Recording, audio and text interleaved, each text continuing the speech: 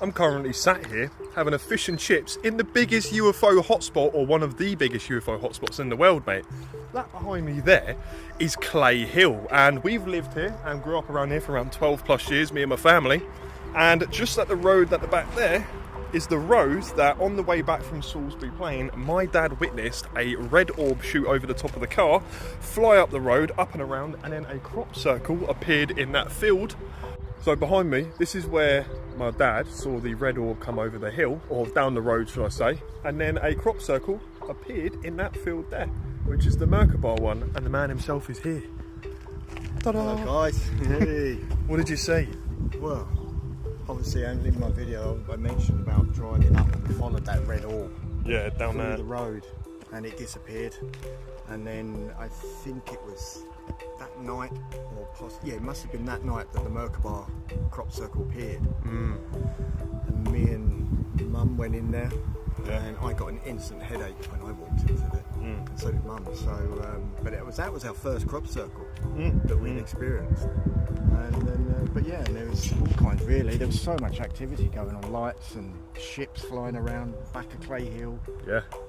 We could even see them from the house because we used to live in Warminster. Yeah, which is over that direction. We lived over there, you could see straight on it. Yeah.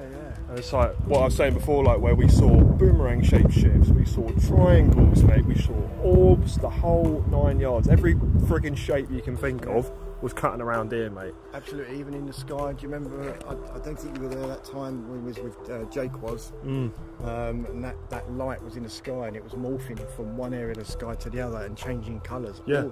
And then disappeared into the ground. Gone. Amazing.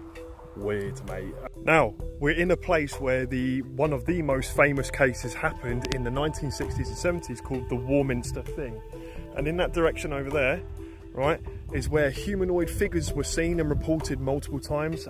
Weird noises, UFO craft littering the sky, discs, orbs, the lot.